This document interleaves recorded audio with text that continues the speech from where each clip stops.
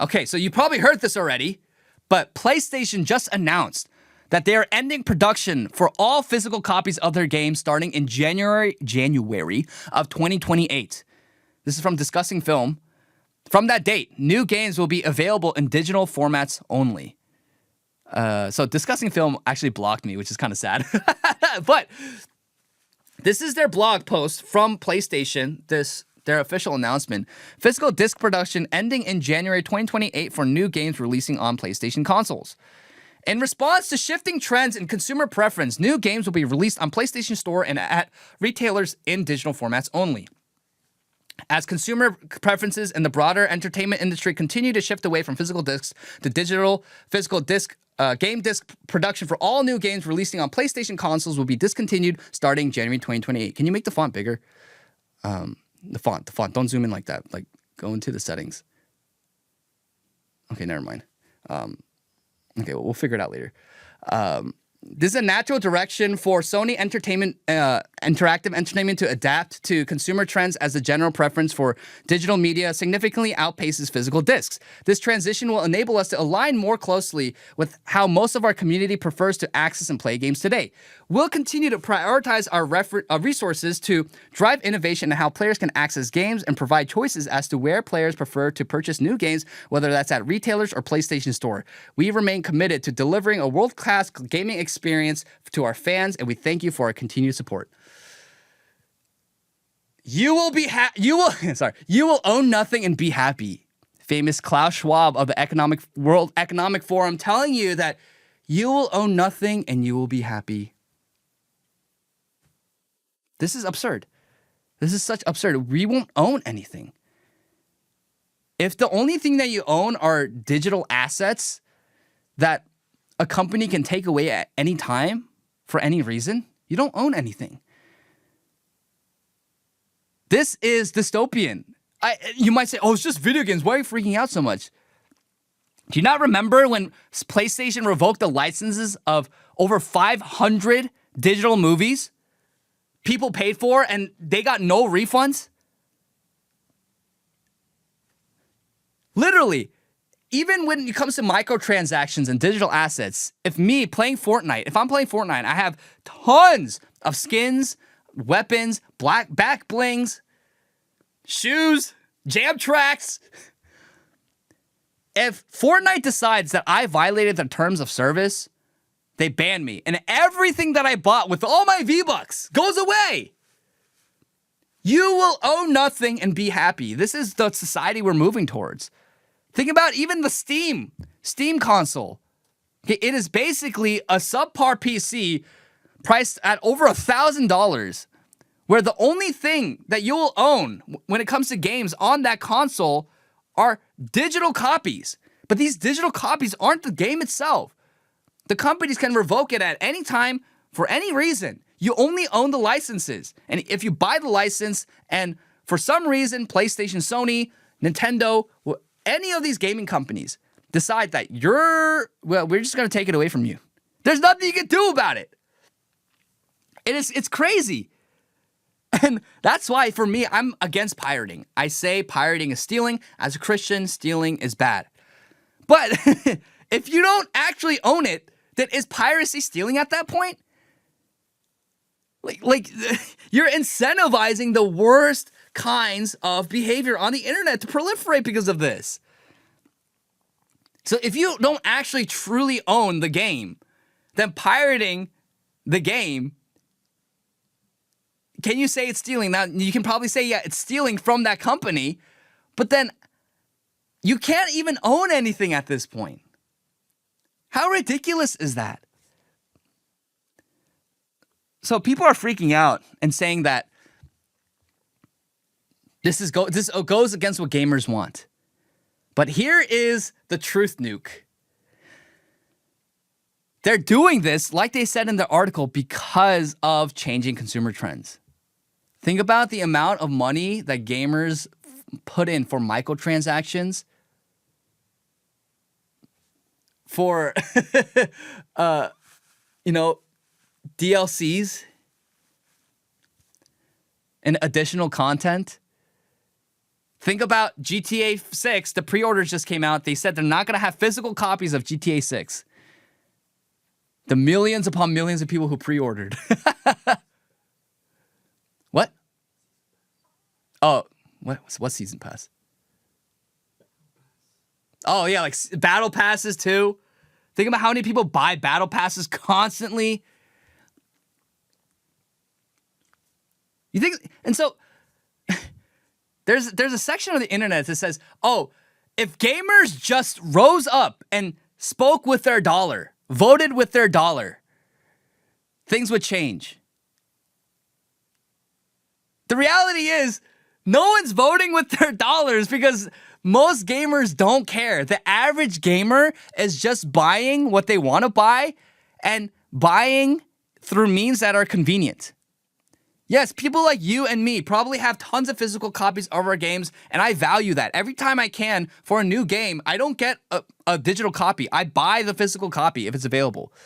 And Asmongold got a lot of flack for this, but he said the reason why they're moving towards digital copies and getting rid of physical copies is because all of you complain about physical copies, but when push comes to shove, you buy the digital copy.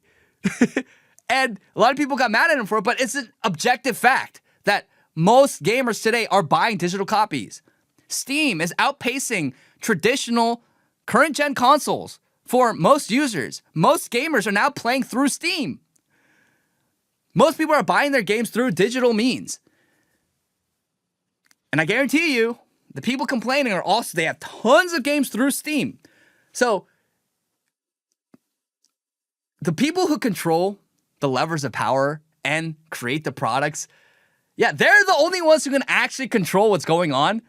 You, as the average gamer, sorry to say, you don't have that much power. We do not have that much power in terms of the direction of gaming and just the larger society. And this is not just about gaming, by the way. This is about everything else in society, that you will own nothing and be happy. You will have no assets. You will be controlled by multinational corporations, by NGOs, and by globalist powers and globalist elites, unelected bureaucrats, nameless bureaucrats. You'll be controlled by these people who control all the levers of power internationally, all the economic powerhouses. So what's the solution if we don't control it? Look, the solution is then to not be so libertarian when it comes to this kind of stuff and actually demand that, for example, Congress or the government uses political power to put an end to this. Now, you might say, oh, that's too much. Like, why is the government getting involved in video games? I mean, it's always been involved in video games, but there's nothing inherently bad or damaging to the economy or to the consumer if the US government were to say, actually, for every video game you release, you must have a physical copy. At least for the consoles. Like, what's the worst that can happen? There's literally nothing bad that happens. Oh, government overreach. Hello? The people are not buying physical copies. The companies are moving towards increasing their bottom line, cutting costs, and not producing physical copies. The only solution is then for the government to come in and say, hey, actually, we don't want you to have complete control over all the games that your fans and your audiences and your customers like. We want to give agency back to the customer. And that's a good use of political power. You might say that's an overstretch. And yes, there are other priorities for the government right now, namely mass deportations and cracking down on left-wing terrorist groups. But this is something that I think could be an objective good, an objective win for gamers. Why not? Why not have corporations be forced to make physical copies? Because the gamers aren't doing it and the companies aren't doing it.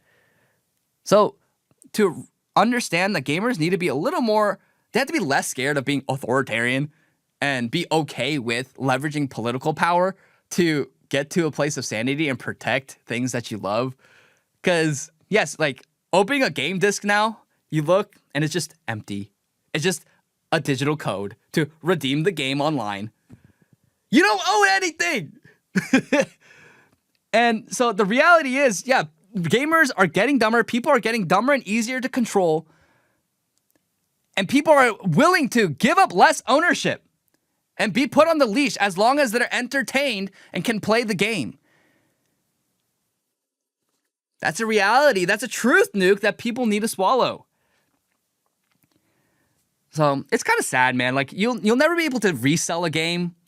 You'll never be able to give someone a used copy. Right now, old games are increasing in price because now Sony and all these gaming studios are only allowing for digital copies.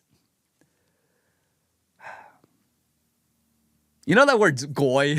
I really think that like most people are just the goyim. The goyim are just goy cattle. They'll just do whatever it takes, whatever's convenient. And then so corporations have an interest, their own interest, to make whatever's convenient for people so that they buy more products and buy more games. That's the trend we're moving towards.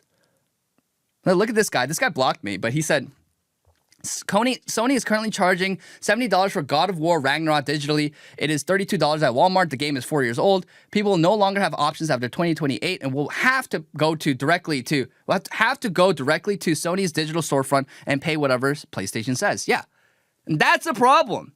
You can't resell things anymore. I could take my old Smash Melee GameCube disc, the little GameCube disc, you remember those? And I could resell it for whatever I want, $10, $20. If it's rare, $200, $300. With this, you can't. You can't resell anything. You just have to buy whatever PlayStation deems, because you can't resell digital assets because all you do is own a license. So that's a future we're moving towards, but the only solution I think at this point, if you want PlayStation to listen to you, is to lobby for the government to do something about it. I think there is a chance for very pro-consumer-minded, pro-customer-minded video game companies to swoop in and introduce physical games again to capture that nostalgia.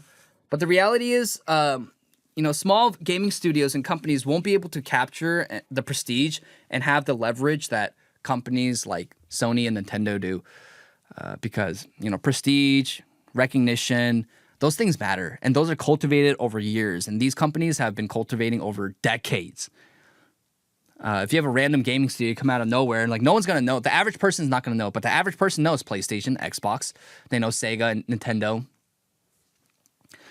even like Nexon, right? If we think about Korean companies. So we do need to build alternatives, but at the same time, I think if you want to hold these gaming companies accountable, you must not be afraid of leveraging and wielding political power.